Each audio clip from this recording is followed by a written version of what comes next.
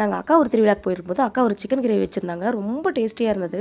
அக்கா எப்படிக்கா செஞ்சீங்கன்னு சொல்லிட்டு கேட்கும்போது, சிக்கன் கிரேவி தானே வா செஞ்சு காமிக்கிறேன்னு சொல்லிட்டு கடகடன் குக்கரில் கொஞ்சமாக எண்ணெய் ஊற்றிட்டு பட்டை வகைகள், தேங்காய், பச்சை மிளகாய், இஞ்சி பூண்டை ஃபஸ்ட்டு கொஞ்சம் நேரத்துக்கு வதக்கிட்டு அதுக்கப்புறம் வெங்காயத்தை சேர்த்து கொஞ்சமாக உப்பும் சேர்த்து நல்லா வதக்கிட்டு பிறகு இதை கொஞ்சம் நேரத்துக்கு ஆற வச்சுட்டு பிறகு இது கூட கொஞ்சமாக தக்காளியும் சேர்த்து நல்லா பைன் பேஸ்ட்டு அரைச்சி எடுத்துக்கிட்டாங்க. அதுதான் அக்கா என்னக்கா பண்ணுறேன்னு சொல்லிட்டு கேட்கும்போது குக்கரில் திரும்ப கொஞ்சமாக எண்ணெய் ஊற்றிட்டு பட்டை, கிராம்பு, ஏலக்காய், பிரியாணி இலை, அப்புறம் வாஷ் பண்ணி வச்சிருக்க சிக்கன், கொஞ்சமாக உப்பும் சேர்த்து இந்த சிக்கனை எண்ணெயில் கொஞ்சம் நேரத்துக்கு நல்லா வதக்கிக்கிட்டாங்க. நல்லா சுருண்டு வந்த பிறகு அது கூட கொஞ்சமாக குழம்பு மிளகாத்தூள் சேர்த்து கொஞ்சம் நேரத்துக்கு நல்லா மிக்ஸ் பண்ணி விட்டுக்கிட்டாங்க. வதக்கிட்டு இருக்கும்போதே உள்ள இருக்கிற அண்ணி, மாமா எல்லாரும் வந்துட்டு சிக்கன் கிரேவி ரெடி ஆயிடுச்சா, வாசனையா இருக்குன்னு சொல்லிட்டு கேட்டிருந்தாங்க. தூளோட பச்சை மணம் போன உடனே அரைச்சி வச்சிருக்க மசாலா சேர்த்து கொஞ்ச நேரத்துக்கு நல்லா வதக்கி விட்டுட்டு தேவையான அளவு தண்ணி, கொஞ்சமாக உப்பு, மசாலா சேர்த்து குக்கர் மூடி போட்டு ஒரு விசில் விட்டு வேக வச்சு எடுத்துட்டு பிறகு சிக்கன் கிரேவி ரெடி ஆயிடுச்சுன்னு சொல்றாங்க.